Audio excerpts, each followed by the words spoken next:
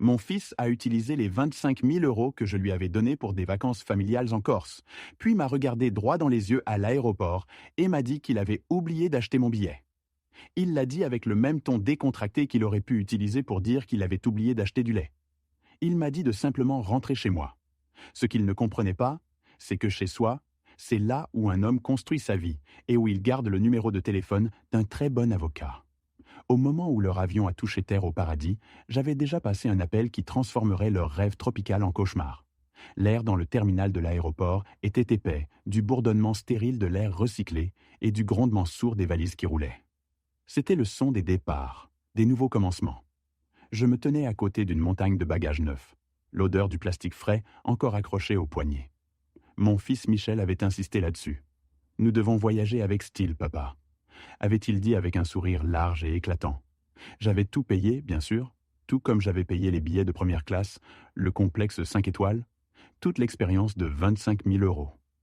C'était, après tout, mon cadeau, mon présent pour la famille. Céline, ma belle-fille, s'agitait autour des enfants, sa voix un peu trop aiguë, un peu trop enjouée. Elle ajusta le col de notre petit-fils Louis pour la 3e fois, un geste qui se voulait maternel, mais qui paraissait comme de la pure énergie nerveuse. Michel ne regardait aucun d'entre nous. Son regard était fixé sur l'écran des départs, son pied tapant un rythme rapide et anxieux contre le sol poli. J'étais le seul à rester parfaitement immobile, une petite tilde calme dans leur océan d'excitation agitée. Je les observais, mon fils et sa femme, et ressentais cette douleur familière d'une distance qui n'avait rien à voir avec les kilomètres. Ils étaient là, juste devant moi. Mais ils étaient repartis depuis longtemps, très longtemps. Nous avons finalement atteint le début de la file. L'agent d'enregistrement, une jeune femme avec un sourire professionnel mais lasse, a pris nos passeports. Elle a tapé sur son clavier, ses yeux parcourant l'écran. Elle a rendu les passeports à Michel, Céline et aux enfants. Puis elle m'a regardé, son sourire vacillant juste une seconde. « Monsieur Dubois, dit-elle, sa voix polie mais ferme, j'ai votre passeport ici, mais je ne trouve pas de réservation pour vous sur ce vol. » Les mots ne semblaient pas avoir de sens. Ils flottaient dans l'air entre nous, sont dépourvus de signification contre le bruit de fond de l'aéroport. Je sentis une douzaine de paires d'yeux de la file derrière nous. Je me tournai vers Michel, une simple question sur mon visage. Son propre visage, celui que j'avais vu grandir d'enfant à homme, était un mur blanc. Il ne voulait pas croiser mon regard. Il était soudain fasciné par un fil lâche sur sa manche de veste. « Michel ?» dis-je, ma voix calme, mais elle trancha le bruit comme une lame. Céline fut la première à réagir. Un halètement théâtral et aigu. « Mon Dieu !» souffle-t-elle, portant une main à son cœur. « Il doit y avoir une erreur. » Mais il n'y avait pas d'erreur. Je pouvais le voir dans la façon dont les épaules de mon fils se tendirent, dans sa façon de refuser de me regarder.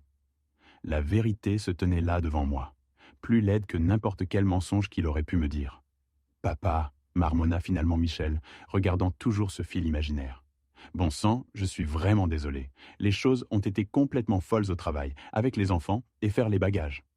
Il leva finalement les yeux, et ses yeux étaient remplis d'excuses superficielles et répétées. Je pense que dans tout ce chaos, j'ai oublié de réserver ton billet. L'excuse était si faible, si insultante qu'elle tenait à peine debout. 25 000 €, et il avait oublié. Céline sauta immédiatement dans son rôle d'épouse solidaire. « Oh chérie, ne t'inquiète pas !» dit-elle, sortant son téléphone avec une flouriche. « Voyons si nous pouvons acheter un billet de dernière minute maintenant. Ça ne peut pas être si cher, n'est-ce pas ?» Ses doigts dansèrent sur l'écran. Je l'observais, une actrice chevronnée, jouant un rôle qu'elle connaissait bien. Son visage s'effondra dans un masque de profonde déception. « Oh Charles !» dit-elle, tournant le téléphone vers moi comme pour prouver son point. Un siège de dernière minute coûte presque 2500 €. Et il ne serait même pas près de nous. C'est du vol. Il se tenait là, un front uni de regrets fins. Lui, le fils oublieux. Elle, la réparatrice impuissante. Ils avaient répété cela. La pensée était aussi froide et dure que le sol de marbre sous mes pieds. Ce n'était pas une erreur, c'était une performance. Michel fit un pas vers moi, posant une main sur mon épaule. Elle semblait lourde, pas d'affection, mais du poids de son mépris. « Écoute, papa, » dit-il, baissant la voix dans un chuchotement conspiratoire, comme si nous étions une équipe résolvant un problème. « L'avion va commencer l'embarquement d'une minute à l'autre. Il n'y a rien que nous puissions faire maintenant. » Il serra mon épaule. « Pourquoi ne prends-tu pas un taxi pour rentrer chez toi, te reposer un peu ? Nous nous sentons terriblement mal, vraiment. Nous te rapporterons le meilleur souvenir de l'île. Rentre chez toi. Les mots résonnèrent dans le silence soudain de mon esprit. Il m'envoyait comme un enfant qui s'était mal comporté, comme un inconvénient qui devait être réglé. Je regardais au-delà de lui mes petits-enfants, Louis et Maya, qui regardaient avec des yeux confus. Je regardais les nouveaux bagages que j'avais payés. Je regardais la vie que j'avais donnée à mon fils, les opportunités, le soutien, le filet de sécurité financière sans fin. Et en retour, il me donna 2 mots. Rentre chez toi. Je n'ai pas élevé la voix. Je n'ai pas argumenté. Je ne leur ai pas donné le drame qu'ils auraient bon pu attendre. J'ai simplement regardé mon fils, tenu son regard pendant un long moment, et vu un étranger. J'ai fait un hochement de tête lent et délibéré. D'accord, fils, dis-je, ma voix parfaitement égale. Bon voyage. Je me suis retourné et je suis parti sans regarder en arrière. Je pouvais sentir leur soupir collectif de soulagement dans mon dos. Ils pensaient qu'ils avaient gagné. Ils pensaient qu'ils s'étaient débarrassés de moi. Mais alors que je marchais vers la sortie, mes pas n'étaient pas le traînement d'un vieil homme vaincu.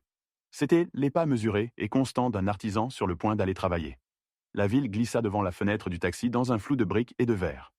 Des rues familières qui semblaient étranges et distantes. J'ai attrapé mon reflet dans la fenêtre superposée sur le paysage en mouvement. Pendant un moment, j'ai vu un étranger, un vieil homme fatigué avec les lumières dures de l'aéroport, encore gravées autour de ses yeux. Mais la sensation passa. L'homme qui me regardait n'était pas fatigué. Il était éveillé. Il voyait les choses avec une clarté aussi aiguë et douloureuse qu'un éclat de verre brisé. Rentre chez toi. Les mots n'étaient plus l'écho de la voix de mon fils. Ils étaient devenus mon propre commandement, une déclaration de mission. La piqûre aiguë et brûlante de la trahison s'était estompée pendant ma marche silencieuse hors du terminal.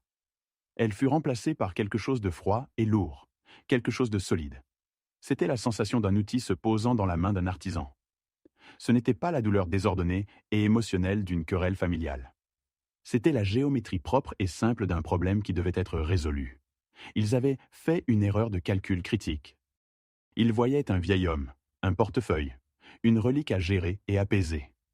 Ils avaient oublié qu'ils parlaient à l'homme qui avait construit la maison où ils avaient grandi, brique par brique. Ils pensaient jouer contre un pion qu'ils pouvaient sacrifier. Ils n'avaient aucune idée qu'ils étaient assis de l'autre côté de l'échiquier du roi, et qu'ils venaient de le renvoyer à son château. La maison était silencieuse, retenant son souffle dans la lumière du matin. Tout était exactement comme je l'avais laissé 1 heure plus tôt. Pourtant, l'espace semblait complètement différent.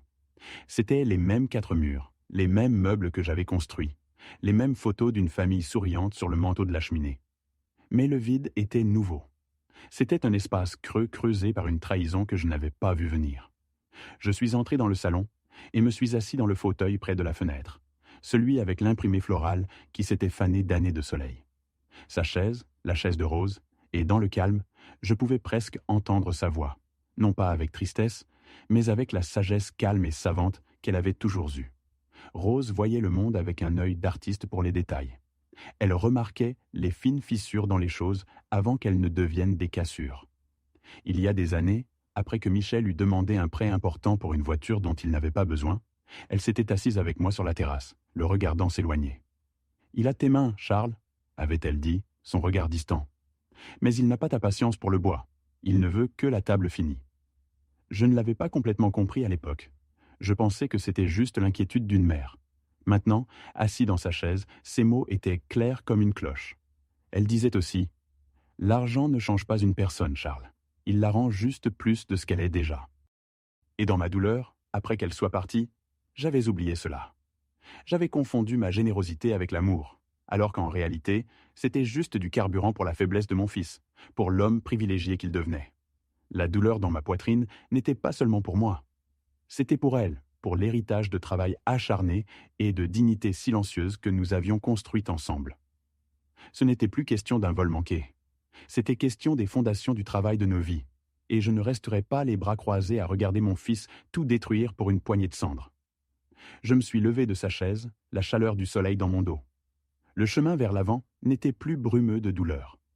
C'était une ligne droite et claire. Je suis entré dans mon bureau, la seule pièce de la maison qui était plus la mienne que la nôtre. Les murs étaient tapissés de livres sur la menuiserie et l'histoire, et l'air sentait la sueur et le vieux papier. Le bureau, une pièce solide de chêne foncé, était la première chose que j'avais construite pour cette maison. Je l'avais construit pour durer. J'ai passé ma main sur sa surface lisse et fraîche, sentant le grain du bois sous ma paume. C'était un bureau pour prendre des décisions. Je n'avais pas besoin de chercher un numéro. Je le connaissais par cœur. J'ai pris le combiné du téléphone lourd et à l'ancienne sur mon bureau, et j'ai composé. Il a sonné 2 fois avant qu'une voix professionnelle et nette ne réponde. Cabinet d'avocat David Chen. David, dis-je, ma voix ferme. C'est Charles Dubois. Il y eut une brève pause, puis son ton se réchauffa légèrement. Monsieur Dubois, c'est bon de vous entendre, bien que j'aie le sentiment que ce n'est pas un appel social. Est-ce que tout va bien? Je suis allé droit au but. J'ai besoin que tu prennes une action immédiate sur une question délicate, David. Je veux que tu rédiges les documents légaux nécessaires pour geler temporairement tout accès à la fiducie familiale Dubois pour mon fils Michel Dubois, effectif immédiatement. Je pus entendre le faible bruit de frappe de l'autre côté de la ligne. Compris, dit-il. Quelle est la raison de la révision? Une réévaluation fondamentale des termes et bénéficiaire de la fiducie, dis-je, sentant les mots solides et vrais. Cela suffira pour l'instant. Bien sûr, répondit David. J'aurai les documents rédigés et déposés dans l'heure. Quand voulez-vous que j'envoie la notification officielle à Michel? C'était la partie cruciale. C'était le mouvement qui comptait. Je veux que la notification soit envoyée à son adresse e-mail principale dans les 5 prochaines minutes, dis-je. Il est actuellement dans un vol pour la Corse. Il sera dans les airs, injoignable, pendant les 6 prochaines heures. Je veux que cet email soit la première chose qu'il voit quand il atterrira et allumera son téléphone. La ligne fut silencieuse pendant un moment. Je savais que David comprenait tout ce que je ne disais pas. Il comprenait le timing, la stratégie, le but froid et dur. Considérez que c'est fait, monsieur Dubois, dit-il, sa voix ne laissant aucune place au doute.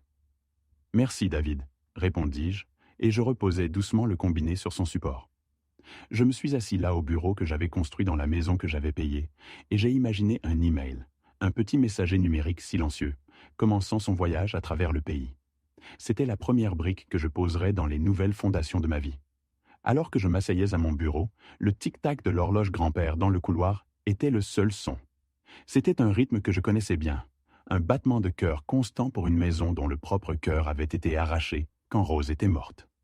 Le plan que j'avais mis en mouvement n'était pas né d'un seul moment de manque de respect dans un aéroport. Il avait été forgé au cours d'années de trahisons plus petites, 1000 petites fissures dans les fondations de ma confiance. Les souvenirs, ceux que j'avais écartés, revenaient maintenant avec une clarté parfaitement douloureuse. Je me souviens d'un déjeuner dominical quelques mois seulement après les funérailles. La maison était encore drapée dans un silence lourd que nous essayions de remplir avec une conversation sans signification. Céline, avec son sourire parfait, avait gesticulé vers la vitrine en merisier poli dans le coin où je gardais ma collection de montres vintage. « Charles » avait-elle dit, sa voix dégoulinante d'admiration. Chaque fois que je les vois, je suis émerveillé. Ce ne sont pas seulement des montres, c'est de l'histoire. J'ai expliqué que chacune marquait une étape importante. Le premier gros contrat pour l'entreprise, l'année où Michel était né, le 25e anniversaire que j'ai partagé avec Rose. Chacune était un chapitre de ma vie acheté avec la sueur et la patience. C'est alors que Michel vit son ouverture. Il se pencha en avant, mettant son visage sérieux d'affaires. « Tu sais, papa, elles sont juste là à prendre la poussière. Ce sont des actifs sous-utilisés. Il y a cette nouvelle entreprise sur laquelle je travaille et faire la bonne impression est tout. Si je pouvais juste emprunter l'une des plus impressionnantes, juste pour quelques réunions clés. Il s'agit de tirer parti de ce que nous avons pour construire un avenir. » Je me souviens de la façon prudente dont il choisit ces mots. Tirer parti, actif, avenir. C'étaient des mots froids et vides pour décrire des choses qui contenaient tant de mon passé. « Fils », dis-je, ma voix douce mais ferme. Celles-ci ne sont pas pour en tirer parti, elles sont pour se souvenir. Elles restent ici. Le changement fut immédiat. Le sourire charmant disparut. Il se pencha en arrière dans sa chaise, prit sa fourchette et commença à pousser sa nourriture autour de son assiette. Un homme de 39 ans, boudant comme un enfant, à qui on avait refusé un jouet. « D'accord » marmonna-t-il. « Peu importe, j'essayais juste de faire quelque chose de moi-même. » Il ne m'adressa plus un mot pour le reste de la soirée. J'ai vu la cupidité alors, à peine voilée comme de l'ambition. Mais la douleur est un brouillard. Elle estompe les bords des choses. Je me suis dit qu'il était juste impatient. Je me suis dit qu'il ne comprenait pas. Mais maintenant je sais. Il comprenait parfaitement. Il s'en fichait juste. Si l'incident avec les montres était un drapeau rouge, alors la boutique en ligne de Céline était un incendie de forêt que j'ai essayé d'éteindre avec des billets de 100 euros. Elle l'appelait son projet passion. Une collection curatée de foulards et bijoux hors de prix. Ça a duré 6 mois. La première chose que j'ai apprise sur son échec fut un appel téléphonique frénétique de Michel. Il l'a amenée ce soir-là. Elle était maître dans l'art de la mise en scène. Elle ne portait pas de maquillage. Ses yeux étaient rougis et elle s'assit recroquevillée sur mon canapé, ressemblant à un oiseau fragile avec une aile cassée. Les larmes étaient parfaitement chronométrées, roulant sur ses joues, tandis que Michel expliquait comment les fournisseurs et les compagnies de cartes de crédit appelaient en sans arrêt. « J'ai tellement honte, Charles », chuchota-t-elle, sa voix se brisant. « Je voulais juste construire quelque chose à moi. Je n'ai jamais voulu que cela arrive. J'ai déçu Michel. » Sa performance était impeccable. Elle se tordait les mains. Elle refusait de faire un contact visuel. Elle irradiait la honte. J'ai fait ce que je pensais qu'un père devait faire. Je protégeais mon fils du stress, de la ruine potentielle de leurs finances. Je préservais la stabilité de la famille. J'ai écrit un chèque pour couvrir ses dettes. Un chèque de 40 000 euros. Le soulagement qui s'étendit sur son visage était biblique. Elle me jeta ses bras autour du cou, sanglotant de gratitude. « Tu es notre sauveur, Charles !» cria-t-elle dans mon épaule. « Je te rembourserai chaque centime, je le jure. Je prendrai un second emploi. Je ferai tout ce qu'il faut. » Je l'ai cru, ou plutôt, j'ai choisi de la croire. 3 jours plus tard, je conduisais dans le beau quartier de la ville en me rendant au magasin de bricolage. Je me suis arrêté à un feu rouge et mes yeux se sont dirigés vers les vitrines immaculées. Et puis je l'ai vue. C'était Céline sortant d'un magasin de sacs à main de créateurs, un de ces endroits où les étiquettes de prix ont des virgules.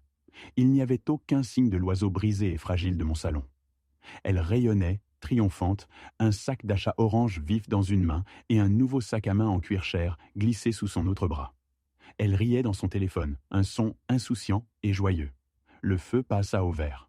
La voiture derrière moi klaxonna. J'ai continué à conduire, mais l'image était gravée dans mon esprit.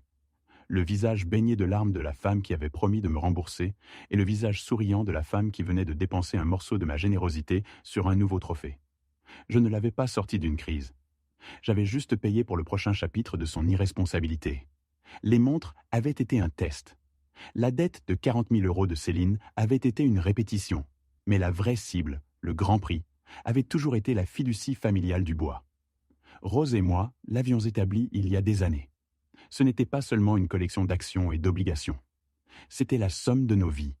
C'était la sueur de nos fronts, la sciure sur nos vêtements, les nuits tardives penchées sur les registres et les plans, tout distillé en un seul héritage puissant pour notre fils. Mais c'était destiné à être exactement cela, un héritage. Quelque chose pour lui après mon départ, une fondation pour l'avenir de sa propre famille. Dans la dernière année, cependant, Michel avait commencé à la traiter comme un compte courant auquel il ne pouvait pas accéder. Les questions avaient commencé subtilement. Un appel téléphonique ici, une enquête désinvolte pendant le dîner là. « Hé papa !» commencerait-il, sa voix légère et désinvolte. Je parlais avec un planificateur financier et il a dit qu'il était toujours intelligent de connaître les spécificités. La fiducie est-elle révocable ou irrévocable? Une semaine plus tard, une autre question. Y a-t-il des dispositions pour un décaissement anticipé? Tu sais, pour une opportunité d'investissement majeure unique dans une vie. Il l'a contourné comme un requin, sondant les faiblesses dans la cage. Chaque fois, je lui avais donné la même réponse. La fiducie est pour ton avenir, fils, pas pour ton présent. Je pensais que ma fermeté suffirait. J'avais tort. Et alors que je m'asseyais là, dans le silence de mon bureau, les pièces finales et laides s'assemblèrent. C'était comme regarder une série de points aléatoires et déconnectés, puis soudainement voir l'image terrifiante qu'ils formaient. Les questions persistantes sur la fiducie. La proposition soudaine et enthousiaste pour des vacances familiales luxueuses en Corse. L'insistance pour que je paye tout à l'avance. L'acte brutal final à l'aéroport. Ce n'était pas une série d'actes égoïstes, c'était une seule campagne coordonnée. Les vacances de 25 000 euros n'avaient jamais été question de temps en famille. C'était l'appât. C'était le coup de m'amener dans un lieu éloigné et beau où ils imaginaient que je serais détendu, pris au dépourvu, et plus disposé à signer des papiers qui leur donneraient accès au travail de ma vie. Me laisser à l'aéroport n'était pas une erreur. C'était leur plan B arrogant et maladroit. C'était le moment où ils décidèrent que même s'ils ne pouvaient pas obtenir ma signature, ils avaient encore droit aux vacances que j'avais payées. C'était la preuve ultime. Ils ne voulaient pas seulement mon argent, ils voulaient que ma vie soit finie. Le lendemain matin, j'ai mis le costume que Rose disait toujours me rendait distingué. J'ai rassemblé mes relevés bancaires, imprimé quelques emails clés et les ai placés dans une vieille mallette en cuir qu'elle m'avait achetée pour notre 10e anniversaire. C'était une mallette qui avait porté des contrats pour un travail honnête, pour des bâtiments qui tenaient encore debout contre le vent. Maintenant, elle portait la preuve d'une fondation qui s'effritait. Le bureau de David Chen était au 34e étage d'un gratte-ciel du centre-ville, un monde de verre et d'acier qui bourdonnait d'ambition silencieuse. C'était un jeune homme, vif et impeccablement habillé. Mais ses yeux avaient une intelligence calme d'âme ancienne, en laquelle j'avais confiance. Il a écouté sans interruption pendant que je lui exposais tout sur son bureau d'acajou poli. Je ne l'ai pas présenté comme le récit de malheur d'un père en deuil. Je l'ai présenté comme un dossier. J'ai parlé de l'incident avec les montres, établissant une base de référence du sentiment de droit acquis. J'ai exposé les relevés financiers montrant le transfert de 40 000 euros pour couvrir les dettes commerciales de Céline, plaçant une photo imprimée que j'avais trouvée sur sa page de médias sociaux à côté. Une photo d'elle souriante avec le nouveau sac à main de créateur posté 3 jours après le renflouement. David a regardé la photo, puis m'a regardé, son expression illisible. Je l'ai guidé à travers les questions persistantes récentes de Michel sur la fiducie. Je les lui ai rapportées mot pour mot. Finalement, je lui ai raconté l'aéroport. Ma voix n'a jamais vacillé. Je n'étais pas là pour la sympathie. J'étais là pour les conseils d'un artisan sur une structure qui défaillait.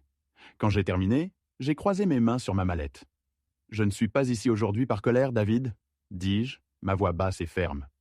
Je suis ici parce que les fondations sont fissurées. Les murs porteurs du respect et de la confiance ont été compromis. Avant que toute la maison ne s'effondre, j'ai besoin de connaître mes options pour renforcer la structure. David s'est penché en arrière dans sa chaise, tapotant un stylo contre un bloc-notes légal. Monsieur Dubois, dit-il lentement, d'après ce que vous m'avez montré, ce ne sont pas seulement des fondations fissurées. C'est un modèle d'exploitation financière et émotionnelle cohérent et délibéré. Les renforts pourraient ne pas être suffisants. J'avais espéré qu'il hoche la tête et commence à parler de clauses légales, d'ajouts d'amendements et de stipulations à la fiducie. Au lieu de cela, David Chen posa son stylo et entrelaça ses doigts, son regard direct et sérieux. « Monsieur Dubois, commença-t-il en se penchant légèrement vers l'avant. Parlons franchement. Vous êtes venu ici en parlant de renforcer des fondations fissurées. Mais ce qu'un bon constructeur fait, et vous le savez mieux que moi, c'est déterminer la cause de la fissure. Et d'après ce que vous m'avez dit, ce n'est pas une fissure causée par le temps ou la pression. C'est une fissure causée par du poison mélangé dans le béton dès le début. La métaphore resta suspendue dans l'air, crue et précise. Si nous ajoutons seulement des garanties et de nouvelles clauses à la fiducie existante, continua-t-il, vous mettez essentiellement une serrure plus forte sur une porte que votre fils et sa femme ont prouve et qu'ils sont prêts à brûler. Vous passerez le reste de vos années dans un état de siège permanent, défendant constamment vos décisions, votre compétence, votre droit au travail de votre propre vie. Un état de siège permanent. La phrase me frappa avec la force d'un coup physique. C'était exactement ce que ma vie était devenue sans que je m'en rende compte. Une bataille lente et épuisante contre le sentiment de droit acquis. Ce que vous proposez, c'est la défense, dit David. Je suggère que nous considérions l'offensive. Nous ne protégeons pas seulement les actifs. Nous changeons la nature de l'héritage lui-même. Nous pouvons restructurer tout votre patrimoine de telle manière qu'il devienne une force pour le bien, un témoignage public de vos valeurs et de celles de votre épouse. Une structure qui est légalement fortifiée et sert un but si loin de leur portée qu'ils ne peuvent pas la toucher, ne peuvent pas la corrompre et ne peuvent pas la manipuler. Je le fixais. J'étais venu dans son bureau en pensant à comment barrer la porte à mon propre fils. David suggérait que je démolisse la maison et construise une forteresse à sa place, une dont les portes s'ouvriraient au monde entier, sauf à la personne qui pensait que c'était son droit de naissance. Il ne m'offrait pas seulement une stratégie légale, il m'offrait la paix. J'ai regardé par la fenêtre du bureau de David sur la ville étalée en contrebas. Tant de bâtiments, tant de vies, toutes construites sur des fondations d'un type ou d'un autre. J'ai pensé aux fondations faibles sur lesquelles mon fils essayait de construire sa vie, des fondations de droit acquis et de cupidité. Et puis, j'ai pensé à un type différent de fondation. Je me suis retourné vers David. Cela vous dérange-t-il si je passe un appel ? Demandai-je. Il fit simplement un geste pour que je procède. J'ai composé le numéro de ma nièce Amélie, la fille de ma sœur décédée. Elle a répondu à la deuxième sonnerie, sa voix brillante et pleine d'énergie. Oncle Charles, c'est si bon de t'entendre. Il n'y avait pas de prétention dans sa voix, pas d'agenda caché, juste une chaleur authentique. Nous avons parlé pendant quelques minutes de ses cours, ses professeurs. Je lui ai demandé pour le centre communautaire qu'elle concevait pour son projet final. Sa voix s'est illuminée tandis qu'elle le décrivait, parlant de bois durable, de lumière naturelle et de créer un espace qui servirait les personnes âgées du quartier. Elle parlait de construire quelque chose qui durerait, quelque chose qui aiderait les gens. Elle ne me demandait rien. Elle partageait sa passion. « Tu as ce feu en toi », lui dis-je, ma voix épaisse d'émotion. « Exactement comme ta tante Rose. Dis-moi quelque chose, ma petite. Te souviens-tu de ce qu'elle disait toujours être la partie la plus importante de toute structure ? » Je pouvais presque entendre son sourire à travers le téléphone. « La partie que tu ne peux pas voir », dit-elle sans une seconde d'hésitation. « Le caractère du constructeur. » J'ai fermé les yeux. C'était ça. C'était la réponse. « Tu me rends fière, Amélie ?» dis-je doucement. « Tu la rends fière. » J'ai terminé l'appel et posé mon téléphone face vers le bas sur le bureau poli. Un sentiment profond de paix s'installa sur moi. Le chemin n'était pas seulement clair maintenant, il était illuminé. J'ai regardé David Chen et il a su au moment où il a vu mon visage. Le temps de délibération était terminé. « Faisons-le », dis-je. « Je veux que tu commences le processus légal de dissolution complète de la fiducie familiale du bois. Puis à sa place, je veux que tu établisses une nouvelle entité. Nous l'appellerons la Fondation Rose du Bois. » David prit son stylo, prêt à écrire. Sa seule mission, continuai-je, chaque mot étant une brique posée en place, sera de fournir des bourses complètes de 4 ans pour des étudiants prometteurs poursuivant des diplômes en architecture et design. Et quand le moment viendra, je veux que la première personne à qui soit offert le poste de directrice exécutive de cette fondation soit ma nièce, Amélie Dubois. À 6 heures et 2000 km de là, le paradis fonctionnait exactement comme annoncé. L'air qui accueillit Michel et Céline quand ils sortirent de l'aéroport climatisé était une couverture chaude et parfumée, sentant le sel et les fleurs. Le hall du complexe était encore mieux. C'était une cathédrale à ciel ouvert de richesse, avec un plafond qui s'élevait, des plantes vertes luxuriantes cascadant le long des murs, et une brise douce portant le son d'une guitare distante. On leur remit des serviettes fraîches et humides et des verres de jus d'ananas. Céline laissa échapper un petit soupir de pur plaisir non adultéré. « C'est ça, chérie », chuchota-t-elle à Michel, serrant son bras. « C'est comme ça que la vie est censée être. » Michel, se sentant expansif et réussi, examina la scène comme un roi regardant son nouveau domaine. Il l'avait fait. Il avait réussi. Il sortit son téléphone de sa poche, prêt à poster la première photo sur les médias sociaux. Un cliché décontracté de la piscine à débordement, avec une légende comme « enfin, un peu de détente bien méritée ». Quand le téléphone se connecta au Wi-Fi du complexe, une cascade de notifications inonda l'écran. Enterré parmi elles se trouvait un email avec une ligne d'objet qui fit se contracter son estomac. C'était du cabinet d'avocat David Chen. Au comptoir de réception en marbre étincelant, la concierge, une belle femme avec une fleur dans les cheveux, leur donna un sourire éblouissant. « Bienvenue au paradis, monsieur et madame Dubois. Nous avons juste besoin d'une carte de crédit pour les frais accessoires et les frais du complexe. » Michel, essayant encore de traiter le jargon légal dans l'email sur son téléphone, tendit la carte platine avec une flourish confidente. C'était la carte liée à la fiducie, celle avec le plafond pratiquement illimité. La concierge la passa. Une petite moue polie toucha ses lèvres. Elle la passa de nouveau. « Je suis vraiment désolée, monsieur, » dit-elle, son sourire se crispant juste d'une fraction. « Il semble que cette carte ait été refusée. » Michel fixa le mot sur l'écran. « Refusée. » C'était un concept alien pour lui, un mot d'une langue différente destiné à d'autres personnes. Il arracha la carte de la concierge, son visage rougissant profondément. « Passez-la encore », aboya-t-il. « Il doit y avoir un problème avec votre machine. » La concierge, son sourire professionnel maintenant soudé en place, la passa de nouveau. « Refusé. » Je n'étais pas là pour le voir, bien sûr, mais assis dans le calme de mon bureau, je pouvais imaginer la scène aussi clairement que si j'étais assis dans un de ces fauteuils de hall hors de prix. Je pouvais voir la panique commencer à fleurir dans les yeux de mon fils, la façon dont sa confiance se brisa comme du verre bon marché. Je pouvais voir Céline agrippant son bras, ses ongles parfaitement manucurés s'enfonçant dans sa manche, Sa voix un chuchotement venimeux dans son oreille. Mon téléphone, posé sur le bureau à côté de moi, s'illumina avec le premier message texte. C'était de Michel, une tentative de projeter le contrôle. « Papa, il semble y avoir un problème avec la carte. Probablement une alerte fraude de la banque. Peux-tu les appeler quand tu auras un moment ?» Je lus le message et reposai le téléphone. 10 minutes passèrent. Mon téléphone vibra de nouveau. Un message de Céline cette fois. La politesse s'usait déjà. « Charles, ils ne nous donneront pas la clé de la chambre. Les enfants sont fatigués et grincheux. Tu dois régler ça. » Je continuais à lire mon livre. Les appels téléphoniques commencèrent peu après. D'abord, Michel. Je vis son nom clignoter sur l'écran. Je laissai sonner jusqu'à ce que ça aille sur la messagerie vocale. 1 minute plus tard, il rappela. Je l'ignorais. Puis le nom de Céline apparut, une présence furieuse vibrant sur le bois poli. Puis Michel de nouveau. C'était un rythme de tambour numérique frénétique du sentiment de droit acquis se transformant en peur. Les messages devinrent un torrent de panique brute et d'accusations. « Pourquoi tu ne réponds pas ? Décroche le téléphone ? Tu as fait ça exprès ? C'est quel genre de blague malade ?» Et finalement, celui que je savais être de la pure Céline. Sa rage non filtrée. « Comment as-tu pu nous faire ça à tes propres petits-enfants ? Tu es un vieil homme cruel et égoïste. Tu nous as abandonnés. » C'était fascinant vraiment. Toutes les couches de charme et de sophistication qu'il portait, comme des vêtements chers, étaient dépouillées, un appel manqué à la fois. En dessous se trouvait la terreur brute et laide de 2 personnes qui venaient de réaliser que la banque qu'ils avaient eux cambriolée toute leur vie avait finalement fermé silencieusement ses portes.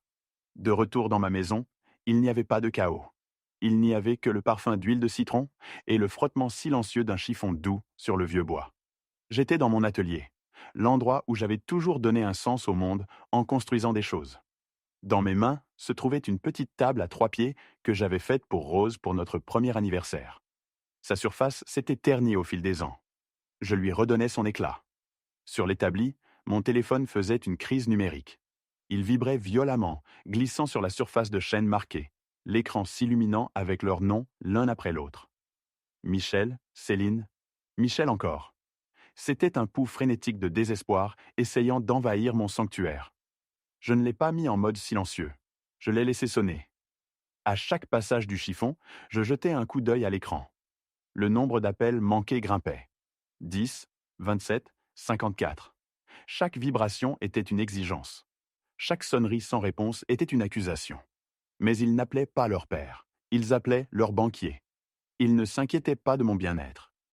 Ils étaient terrifiés par leur accès. Et face à leur effondrement, je ressentis un calme profond et inébranlable. Je ne les punissais pas. Je leur enseignais une leçon dans une langue qu'ils pourraient finalement comprendre.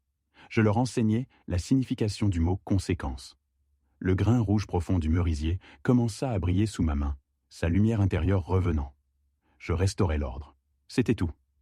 Il leur a fallu 3 jours pour revenir de Corse. 3 jours de vols économiques annulés, de longues escales, et l'humiliation lente et rongeante de leur exil auto-infligé. J'ai su au moment où ils sont arrivés. Le son de la portière de voiture qui claque avait une fureur particulière, et les pas sur ma terrasse étaient lourds d'indignation. Ils n'ont pas frappé. Ils ont martelé la porte. Je l'ai ouverte, et je les ai regardés. Le paradis n'avait pas été gentil. Ils ressemblaient à des naufragés. L'ensemble en lin couleur crème coûteux de Céline était froissé et taché. Son visage, sous un bronzage fané et tacheté, était un masque de rage épuisé. Michel ressemblait à un fantôme. L'homme souriant et confiant que j'avais vu pour la dernière fois à l'aéroport était parti, remplacé par un étranger aux yeux creux, avec des cernes sombres sous les yeux et une mâchoire serrée de ressentiment. Ils étaient bienvenus prêts pour une bagarre, débordant de discours qu'ils avaient sans doute répétés pendant le long vol de retour. Ils me poussèrent dans l'entrée, prêts à déchaîner leur tempête. Et puis, ils s'arrêtèrent. Ils s'arrêtèrent net, leur bouche à demi ouverte. Ils regardaient le salon où David Chen était assis calmement dans le fauteuil en face du mien. Ils ne les regardaient pas. Ils regardaient le dossier en cuir qui reposait sur ses genoux. Le piège avait été tendu et ils y étaient tombés directement. Ils étaient venus s'attendant à acculer un vieil homme solitaire. Ils trouvèrent un juge et son conseil attendant que les procédures commencent. Le moment de choc ne dura qu'un battement de cœur avant de tourner à la rage balbutiante. Ce fut Michel qui trouva sa voix en premier, une voix tendue avec un sens de blessure personnelle profonde. « Qu'est-ce que c'est que ça ?» exigea-t-il, gesticulant sauvagement entre moi et David Chen. Tu ne réponds pas à mes appels. Tu gèles mes comptes. Tu nous abandonnes au milieu de la Méditerranée avec tes petits-enfants. Et maintenant, tu as ton avocat ici. Quel genre de jeu malade et tordu tu joues ? Il fit un pas en avant, son visage un masque d'incrédulité. Nous étions inquiets pour toi. Nous pensions que quelque chose était arrivé. Nous avons appelé, et tu nous as juste ignorés. Pourquoi ? À cause d'une simple erreur honnête avec un billet d'avion ? Une erreur dont nous nous sentions horribles. Céline, reprenant sa contenance, se déplaça à son côté, jouant le rôle de la mère lésée. C'était l'expérience la plus humiliante de nos vies, Charles, dit-elle, sa voix tremblant d'émotions répétées. Être traités comme des criminels dans ce complexe, devoir expliquer à nos enfants pourquoi nous avons dû dormir sur le sol d'un aéroport. As-tu une idée de ce que tu leur as fait subir ?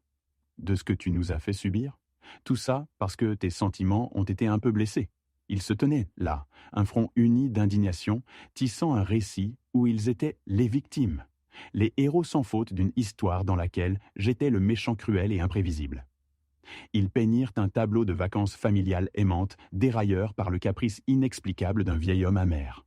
C'était une performance magistrale, mais c'était exactement cela, une performance. Et j'avais déjà lu le script.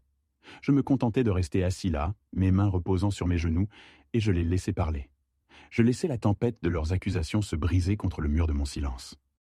Je laissais les dernières de leurs accusations s'estomper dans le silence lourd de la pièce. Je ne bougeais pas. J'attendis simplement d'être sûr qu'ils avaient épuisé leur approvisionnement d'indignation juste. Puis je parlais, ma voix pas plus forte qu'une conversation normale, mais elle trancha la tension comme un rasoir. « Avez-vous terminé ?» La question resta suspendue dans l'air, n'attendant pas de réponse. Michel ouvrit la bouche pour dire quelque chose, mais aucun mot ne sortit. Je tournai légèrement ma tête vers David Chen. Sans un mot, il prit le dossier en cuir de ses genoux et le fit glisser sur la surface polie de la table basse. Il s'arrêta directement devant moi. Le son était doux, mais il sembla résonner dans la pièce silencieuse. Je l'ouvris. « Vous semblez être sous l'impression, commençai-je, mes yeux sur mon fils, que ceci concerne un billet d'avion oublié. » Je sortis le premier document.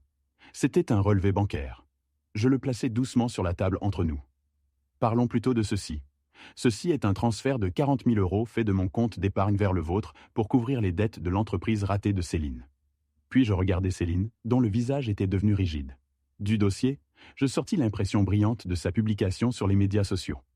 Je la plaçai à côté du relevé bancaire. C'était la photo d'elle souriante, tenant le nouveau sac à main de créateur. Et ceci, dis-je, est une carte de remerciement de 1 600 € achetée 3 jours plus tard. Sa mâchoire se serra, mais elle ne dit rien. Je retournai au dossier. Bien sûr, ce n'était que le plus gros retrait.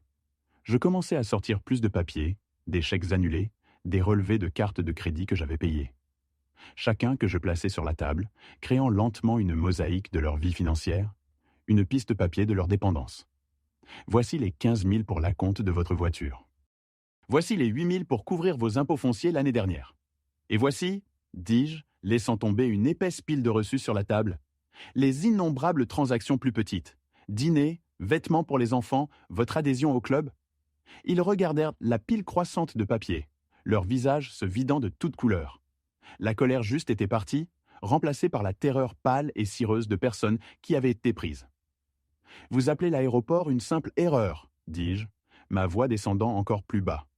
Je l'appelle le retrait arrogant final d'une banque que vous avez vidée systématiquement pendant 5 ans. » Je laissai le poids de cette déclaration finale s'installer dans la pièce. Je les observai, mon fils et sa femme, leurs yeux bondissant entre les papiers sur la table et mon visage, cherchant une sortie, une faille, un moyen de faire tourner cette histoire de nouveau en leur faveur. Mais il n'y en avait pas. Je fis un petit signe de tête presque imperceptible à David Chen. « Il n'y a qu'une chose de plus ?» dis-je, ma voix calme. « Vous appelez l'aéroport une erreur, mais les erreurs ne sont pas planifiées, n'est-ce pas ?» David Chen atteignit le dossier et sortit une seule feuille de papier. C'était un email imprimé. Il le tint en l'air. Ceci est une copie ordonnée par le tribunal d'un email envoyé de Michel Dubois à Céline Dubois 1 semaine avant le voyage, dit-il, sa voix l'instrument neutre et despassionné des faits. La ligne d'objet dit « Le plan de paiement du vieux en Corse ». Céline fit un petit bruit étranglé dans le fond de sa gorge. Michel avait l'air d'avoir reçu une balle. David continua à lire directement de la page. Le corps de l'email dit en partie Une fois qu'on l'aura amené au complexe, détendu et avec quelques verres en lui, il sera beaucoup plus disposé à signer les papiers de décaissement. Les 25K sont à un prix élevé, mais le paiement de la fiducie en vaudra la peine. Les mots tombèrent dans la pièce et détonnèrent. La couleur ne se vida pas seulement de leur visage. Elle fuit, laissant derrière un gris translucide et cireux. Les masques d'indignation qu'ils avaient portés si fièrement ne se fissurèrent pas seulement. Ils se transformèrent en poussière, révélant la cupidité brute et tremblante en dessous. Il n'y avait plus de mots. Il n'y avait plus de mensonges. Il n'y avait que la vérité laide et nue exposée sur la table basse entre nous. Pendant longtemps, personne ne bougea. Le seul son dans la pièce était le tic-tac de l'horloge grand-père, chaque tic marquant une seconde de leur nouvelle réalité définitivement altérée. La pile de papier sur la table basse n'était plus seulement des preuves. C'était une pierre tombale, marquant la mort de leurs illusions. Céline fut la première à bouger. Elle se leva du canapé lentement, comme une vieille femme, son mouvement raide et fragile. Elle ne me regarda pas. Elle ne regarda pas son mari. Elle regarda la porte d'entrée comme si c'était un rivage distant vers lequel elle devait nager. Michel resta debout, figé, ses yeux fixés sur l'impression de l'email. Il avait l'air vidé, la charpente d'un bâtiment, après qu'un incendie ait consommé tout ce qui était inflammable à l'intérieur. Il leva finalement la tête et ses yeux rencontrèrent les miens. Je ne vis aucune excuse en eux. Je ne vis aucun remords. Je vis juste la ruine vaste et vide d'un homme qui avait parié toute sa vie sur une seule main perdante. Puis il se retourna et suivit sa femme. Je ne dis pas un mot. Je ne leur dis pas de partir. Il n'y avait pas besoin. La vérité était maintenant la propriétaire de cette maison, et elle les avait déjà expulsés. J'écoutais leurs pas reculer. J'entendis la porte d'entrée s'ouvrir, puis je l'entendis se fermer. Ce n'était pas un claquement. C'était un clic doux et final. Il n'y avait pas de triomphe en moi. Pas de vague satisfaisante de victoire, juste la paix lourde et profonde d'une tempête qui était finalement passée, laissant une clarté silencieuse et dévastatrice dans son sillage. L'ordre avait été restauré. Quelques semaines passèrent dans une tranquillité qui était profonde et restauratrice. Le silence de mon fils n'était plus une arme contre moi, mais une conséquence avec laquelle il devait vivre. Pendant ce temps, David Chen et moi étions occupés. Nous ne détruisions pas, nous construisions. Je rencontrai Amélie dans un petit café ensoleillé du centre-ville, le genre d'endroit qui sentait le café grillé et le pain frais. Elle rayonnait, pleine de l'énergie facile de la jeunesse et du but. Entre nous, sur la petite table en bois, je plaçais un nouveau dossier. Celui-ci était d'un bleu profond et plein d'espoir. « Je t'ai demandé de venir ici aujourd'hui, » commençai-je en faisant glisser le dossier vers elle, « parce que je voulais te montrer les plans de mon prochain projet. » Elle l'ouvrit. Son front se plissa de confusion. Puis ses yeux s'élargirent alors qu'elle lisait la première page. Je la vis tracer les mots avec son doigt. « Fondation Rose Dubois ». Je lui racontais tout. Je lui parlais de la mission de financer l'éducation de jeunes concepteurs et architectes talentueux. Je lui dis qu'elle était construite sur l'idée que ta tante Rose chérissait toujours, que la plus belle chose qu'une personne pouvait construire était une porte pour que quelqu'un d'autre puisse la franchir. Les larmes qui montèrent dans ses yeux n'étaient pas comme celles que j'avais vues dans mon salon des semaines plus tôt. Celles-ci n'étaient pas les larmes d'une actrice. Elles étaient tranquilles, authentiques et pleines d'une compréhension profonde. « Oncle Charles » chuchota-t-elle, sa voix épaisse d'émotion. « C'est tout ce qu'elle était, tout ce que vous avez construit ensemble. » J'étendis ma main à travers la table et posai ma main sur la sienne. « Une fondation a besoin d'un gardien fort, Amélie. Quelqu'un avec une vision et de l'intégrité. Quelqu'un qui comprend que le caractère du constructeur est la partie la plus importante de la structure. » Je laissai mes mots s'installer. « Quand tu diplômeras, dis-je, je veux que tu sois sa première directrice. Je ne t'offre pas un emploi. Je te confie un héritage. » Dans ses yeux, je ne vis pas l'éclat affamé d'une opportuniste.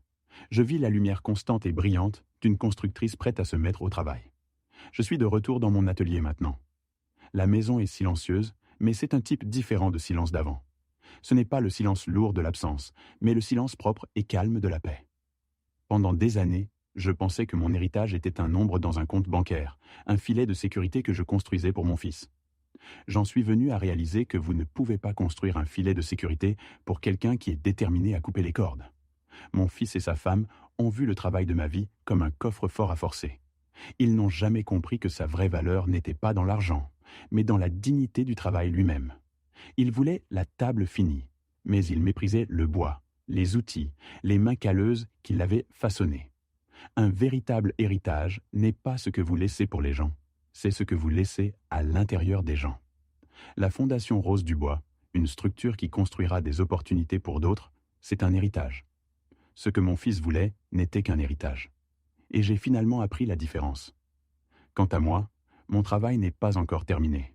Je planifie un voyage, un vrai cette fois, pas vers un complexe stérile, mais vers la côte de la Martinique pour voir les plages et les rivages où ma propre histoire a commencé il y a longtemps. J'ai passé toute ma vie à construire une maison. Maintenant, il est temps de voir d'où vient le foyer. Je n'ai rien fait de tout cela par vengeance. Je l'ai fait pour la chose qui n'a pas de prix. Je l'ai fait pour mon propre respect de soi, parce que la dignité est la seule maison que vous devez construire pour vous-même. Et vous ne devez jamais, jamais donner les clés à quelqu'un d'autre. Cette histoire n'a jamais vraiment été question d'argent. Elle était question de l'érosion lente et silencieuse du respect qui peut arriver quand l'amour n'est pas gardé par des limites. Pendant des années, j'ai cru que mon rôle en tant que père était d'être un filet de sécurité, de pourvoir sans question. J'ai appris de la façon la plus dure possible que la générosité sans respect est simplement du carburant pour la cupidité. Un véritable héritage familial n'est pas un coffre-fort à hériter, mais un standard de dignité à maintenir. Protéger votre paix et votre estime de soi n'est pas un acte égoïste. C'est le travail le plus vital et nécessaire que vous ferez jamais.